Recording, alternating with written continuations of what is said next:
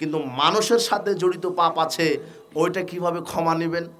মানুষের সাথে জড়িত পাপ মানে আপনি মানুষের গীবাত করেছেন, আপনি অন্যায়ভাবে মানুষের সম্পদকে আত্মসাৎ করেছেন, আপনি মানুষকে পিটিয়েছেন, আপনি মানুষের হক নষ্ট করেছেন, এই পাপ আল্লাহ ক্ষমা করবেন না। আপনি যার গীবত করেছেন তার কাছে গিয়ে তার নিকট থেকে ক্ষমা চাইতে হবে যে ভাই আমি আপনার গীবত করেছিলাম, আপনি আমাকে ক্ষমা করেন। যার যতটুকুন সম্পদ আত্মসাৎ করেছেন, জমি জায়গা দুর্নীতি করে নিয়েছেন, যতটুকুন নিয়েছেন ততটুকুন তাকে ফেরত দিতে হবে, তাহলে ক্ষমা হবে, না হলে ক্ষমা হবে না। যার গীবত করেছেন তার কাছে গিয়ে বলেন ভাই আমি তোমার গীবত করেছিলাম অমুক জায়গাতে, এটা ভুল হয়েছে, তুমি ক্ষমা করো, তখন আল্লাহ তোমার পাপ ক্ষমা করবেন। মানুষকে গালি দিয়েছিলেন, তার কাছে গিয়ে ক্ষমা নিতে হবে, আমি আপনাকে গালি দিয়েছিলাম। মানুষের সম্পদ আত্মসাৎ করেছেন, নেতৃত্ব দিতে গিয়ে দুর্নীতি করেছেন, 100 কোটি 500 কোটি 1000 কোটি টাকা, এটা যেন তেন টাকা। রাসূল সাল্লাল্লাহু আলাইহি সাল্লামের এক খাদেম ছিলেন মেদাম, লোকটা মারা গেল, সাহাবীগণ বলছেন বাহ রাসূলের খাদেম জান্নাতে চলে গেল। রাসূল সাল্লাল্লাহু আলাইহি সাল্লাম চড়াভাবে বললেন কাল্লা, কখনো নয়, ওয়াল্লাযী নাফসি বিয়াদিহি, সেই সত্তার কসম করে বলছি যেই সত্তার হাতে আমার আত্মা রয়েছে, ইন্না খাযা ইয়ামা খায়বারা মিনাল মাগানিম লাম তুসবিহাল মাকাসিম, আমার এই মেদাম নামক গোলামটি খয়বারের যুদ্ধের দিনে রাষ্ট্রীয় কোষাগার থেকে, সরকারি সম্পদ থেকে, জনগণের সম্পদ থেকে একটা চাদর আত্মসাৎ করেছিল, চুরি করেছিল। লা তাশতাইলু আলাইহি নারান, এই কারণে একটা চাদর আত্মসাৎ করার কারণে লোকটাকে আল্লাহ জাহান্নামের আগুনে ঝলসিয়ে দিচ্ছে। ফালাম্মা সামিয়া যালিকান নাস, এই কথা যখন মানুষেরা শুনলো, যা রাজুলুন ইলান নবী সাল্লাল্লাহু আলাইহি ওয়াসাল্লাম শিরাকানা ও শিরাকায়নে, এক ব্যক্তি একটা সুতা অথবা 2টি সুতা নিয়ে এসে বলছেন আল্লাহর নবী আমি একটা সুতা আত্মসাৎ করেছিলাম, এটা জনগণের সম্পদ ছিল, এটা রাষ্ট্রের সম্পদ ছিল, রাষ্ট্রীয় কোষাগার থেকে আমি একটা সুতা আত্মসাৎ করেছি, এর কারণে আমাকে জাহান্নামে যেতে হবে। রাসূল সাল্লাল্লাহু আলাইহি ওয়াসাল্লাম বলছেন শিরাকুম মিন্নার আও শিরাকান মিন্নার, একটা সুতা দুর্নীতি করো আর 2টা সুতাই চুরি করো, যদি তুমি তিল পরিমাণ জনগণের সম্পদ থেকে দুর্নীতি করো জাহান্নামে যেতেই হবে। একটা সুতা দুর্নীতি করার কারণে যদি জাহান্নামে যাওয়া লাগে, তাহলে আপনার এই মসজিদ কমিটির যিনি কেশিয়ার তার বিচার মাঠে কি হবে? যিনি হেড মাওলানা আছেন, প্রিন্সিপাল আছেন, নিয়োগ বাণিজ্য করতে গিয়ে 10 লক্ষ টাকা দুর্নীতি করলেন, এর কি হবে? আপনার ওই মেম্বার, চেয়ারম্যান, এমপি, মন্ত্রীর কি হবে? যারা কলমের খোঁচা দিয়ে 1000 লক্ষ কোটি টাকা দুর্নীতি করছে, এদের কি হবে? একটা সুতা দুর্নীতি করার কারণে জাহান্নামে গেলে এই যে লক্ষ টন বস্তা ধান, গম, এই ভুট্টা চুরি করছে, এদের বিচার মাঠে কি হবে? বুঝেননি মনে হয়? তো তাহলে এই পাপ ক্ষমা হবে কিভাবে? এমপি সাহেব যে কলমের খোঁচা দিয়ে রাতারাতি 500 কোটি টাকা দুর্নীতি করলেন, এই পাপ ক্ষমা হবে কিভাবে? তার মানে এমপি সাহেবকে সম্পদ ফিরিয়ে দিতে হবে সরকারের কাছে, বলতে হবে আমার ভুল হয়েছে, আপনি এই 500 কোটি টাকা আমার এলাকার জনগণ, গরিব ফকির মিসকিনকে দিয়ে দেন। আর সরকারকে বলতে হবে আপনি আমাকে দিয়েছিলেন ব্রিজ করার জন্য, আমি তো করিনি, আমি নিজেই ভক্ষণ করেছি, এই যে আমি টাকা ফেরত দিলাম, ব্রিজ করে দিলাম, তখন ক্ষমা হবে না। ক্ষমা না চাওয়া পর্যন্ত, টাকা ফেরত না দেওয়া পর্যন্ত পাপ ক্ষমা হবে না। বুঝেননি কথা? আমি বোঝাতে চাচ্ছি যে এমন কোনো পাপ নাই যেই পাপ ক্ষমা হবে না। 1000 কোটি টাকা দুর্নীতি করেছেন, সরকারকে ফেরত দেন। জনগণের নামে এসেছিল 10 টন ভুট্টা, আপনি খেয়ে নিয়েছেন, 10 টন ভুট্টা আবার জনগণকে দিয়ে দেন, পাপ ক্ষমা হবে। বুঝেননি কথা? পাপ ক্ষমা হবে না এমন নয়। কাজেই যত দুর্নীতিবাজ সাবধান হন, বিচার মাঠে 1 টাকার হিসাব আল্লাহ নেবেন। কাজেই যে যত টাকা দুর্নীতি করেছেন আল্লাহকে ভয় করেন, মানুষকে ফেরত দেন। যারা এই টাকার হকদার তাদের কাছে টাকা পৌঁছিয়ে দিয়ে আল্লাহকে বলেন আল্লাহ আমি ভিক্ষা করে খেতে প্রস্তুত আছি, জনগণের টাকা দুর্নীতি চুরি করতে আর প্রস্তুত নাই, আমি ফিরে আসলাম, ক্ষমা করেন। আল্লাহ বলবেন ঠিক আছে, তোমার 1000 কোটি টাকা দুর্নীতির সব পাপ আমি ক্ষমা করে দিলাম। পাপ ক্ষমা হবে না এরকম নয়, পৃথিবীতে এমন কোনো পাপ নাই যে ক্ষমা হবে না। আপনি একজন মানুষের গীবত করেছেন, তার কাছে গিয়ে বলেন ভাই আমি আপনার গীবত করেছি, ক্ষমা করেন, আল্লাহ ক্ষমা করবেন। তো এখন আর একটা কথা থেকে গেল, যার গীবত করেছিলেন সে তো মারা গেছে, এখন কি হবে? আপনি গীবত করেছিলেন তো ও তো এখন নাই, মারা গেছে, অথচ তার কাছে গিয়ে ক্ষমা চাইতে হতো। তার কাছে ক্ষমা চাইতে গেছেন, গিয়ে শুনছেন যে লোকটা মারা গেছে, অথচ তার ব্যাপারে আপনি গীবত করেছিলেন। এখন উপায়, এখন শরীয়ত এভাবে বলছে যে এখন তার জন্য বেশি বেশি দোয়া করবেন, যে আল্লাহ লোকটা ভালো ছিল, প্রশংসা করবেন এলাকাতে, লোকটা খুব ভালো ছিল, তার জন্য বেশি বেশি দোয়া করবেন, আল্লাহ লোকটাকে ক্ষমা করো। আর মাঝে মাঝে তার নামে দান সদকা করবেন, তাহলে আল্লাহ আপনার তার গীবতের পাপও আল্লাহ আপনাকে ক্ষমা করে দিবেন। পাপ ক্ষমা হবে না এরকম নয়। খুব জটিল কঠিন মনে হচ্ছে, পাপ থেকে ফিরে আসেন, জীবনকে সংকীর্ণতা মুক্ত করেন, পাপ মুক্ত করার জন্য তওবা করেন। বলছিলাম মানুষের হক মানুষকে ফেরত দেন, গীবত করেছেন মাপ নিয়ে নেন। মানুষের জায়গা জমি হক নষ্ট করেছেন, তার কাছে গিয়ে তার হক ফেরত দেন। শোনেন, 1 শতক জমি, 1 শতক বহুদূরের কথা, অর্ধ হাত জমিন যদি আপনি আত্মসাৎ করেন, কাল্লাফাউল্লাহু আযজা ওয়া জাল, আল্লাহ বিচার মাঠে ওই অর্ধ হাত জমিন খনন করতে বাধ্য করবেন। খনন করতে করতে যখন শেষ হবে, 7 তবক জমিন আপনার কাঁধে ঝুলিয়ে দিবে।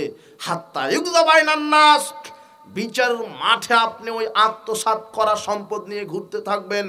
আপনি যত পরিমাণ সম্পদ আত্মসাৎ করেছেন, অনুরূপ সম্পদ আপনার কাঁধে থাকবে। বিচারের মাঠে আপনি ঘুরতে থাকবেন, যতদিন না মানুষের বিচার শেষ না হচ্ছে ততদিন আপনি ঘুরতে থাকবেন। এই দুর্নীতি করার কারণে আপনাকে জাহান্নামে যেতে হবে।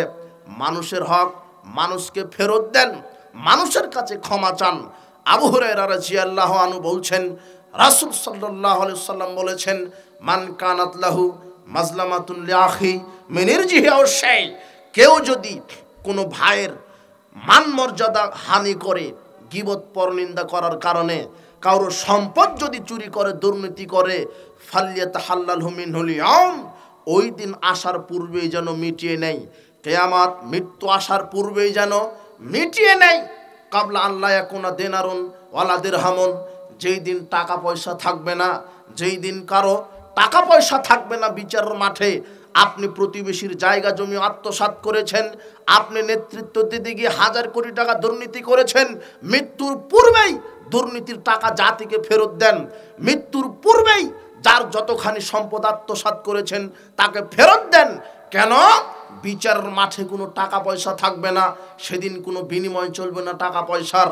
রাসূল সাল্লাল্লাহু আলাইহি ওয়াসাল্লাম বলছেন, ইন কানা, যদি তার থাকে, আমালুন সালেহ, সৎ আমলের নেকি, ওখে জামিন হবি কাদরি মাজলামাতিহি, আপনার যদি নেকি থাকে তাহলে যেই পরিমাণ জুলুম করেছেন ওই পরিমাণ নেকি তাকে দিয়ে দিতে হবে। আপনি যার যেই পরিমাণ জমি সম্পদ আত্মসাৎ করেছেন সেই পরিমাণ নেকি দিয়ে তাকে পরিশোধ করতে হবে। আর যদি আপনার নেকি না থাকে, যেই পরিমাণ সম্পদ আপনি আত্মসাৎ করেছিলেন, যেই পরিমাণ তার মানহানি করেছিলেন গীবত পরনিন্দার কারণে, সমালোচনা করার কারণে, ওই পরিমাণ পাপ আপনার কাঁধে আল্লাহ চাপিয়ে দিবেন। সেদিন ভয়াবহ জটিল কঠিন হবে বিচারের মাঠ, সেদিন বিচারের মাঠ এত কঠিন হবে। আবু হুরায়রা রাদিয়াল্লাহু আনহু বলছেন, রাসূল সাল্লাল্লাহু আলাইহি ওয়াসাল্লাম সাহাবীদেরকে বললেন, আতাদরুনা মাল মুফলিস, হে সাহাবীগণ, নিঃস্বকে তোমরা কি বলতে পারো? নিঃস্বকে, কোন ব্যক্তি নিঃস্ব তোমরা কি বলতে পারো? সাহাবারা বলছেন, আলুল মুফলিস ফিনা মাল্লা দিরহামালাহু ওয়ালা মাতা। সাহাবারা বলছেন, আল্লাহর নবী, পৃথিবীতে যার টাকা পয়সা নেই আর উপকারী বস্তু নেই সেই ব্যক্তি নিঃস্ব।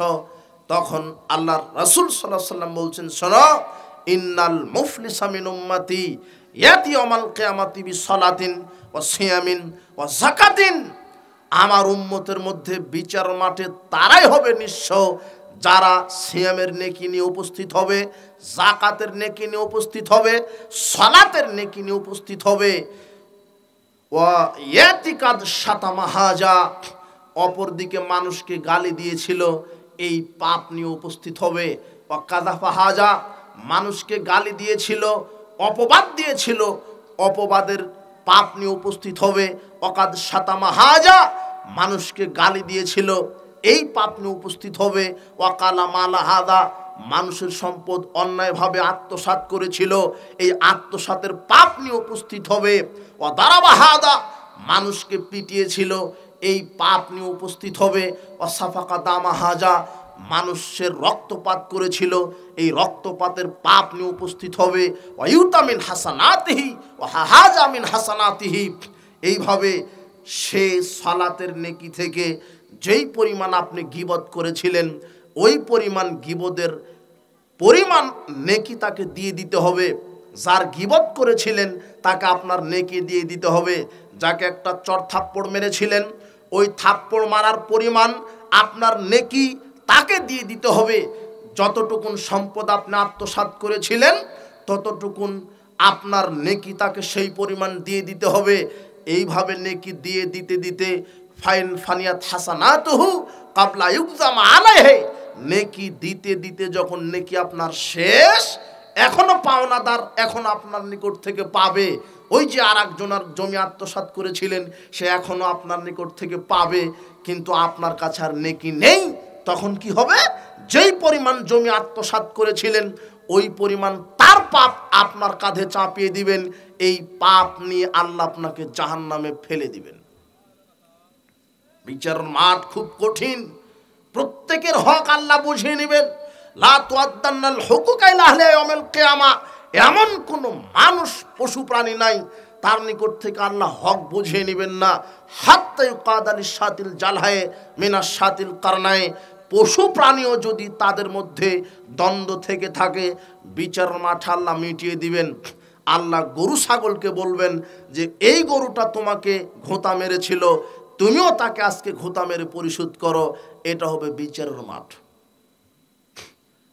আপনি মানুষের জায়গা জমি আত্মসাৎ করেছেন, মানুষের গীবত করেছেন, আপনি সালাতও আদায় করেন, তাহাজ্জুদও পড়েন, কয়েকবার উমরাও করে এসেছেন, কিন্তু সালাত শেষ করে আপনি মোড়ে চায়ের দোকানে আর একজনের গীবত করতেও ছাড় দেন না। এই সালাত ছিয়াম আপনাকে জান্নাতে দিবে না। আবু হুরায়রা রাদিয়াল্লাহু আনহু বলছেন, এক লোক এসে বলছেন, আল্লাহর নবী, ইন্না ফুলানাতা তুযকারু মিন কাসরাতি সালাতিহা সিয়ামিহা যাকাতিহা, এক মহিলা সম্পর্কে আমি জানি খুব বেশি সালাত আদায় করে, খুব বেশি তাহাজ্জুদের সালাত আদায় করে, খুব বেশি দান সদকা করে, খুব বেশি পরহেজগার, তবে গায়রা আন্নাহা তুজি জিরানাহা বিলিসানিহা, তবে মহিলাটি জিহ্বা দ্বারা প্রতিবেশীকে কষ্ট দেয়, গীবাত করে, গালি দেয়, তর্ক করে, অভিশাপ করে।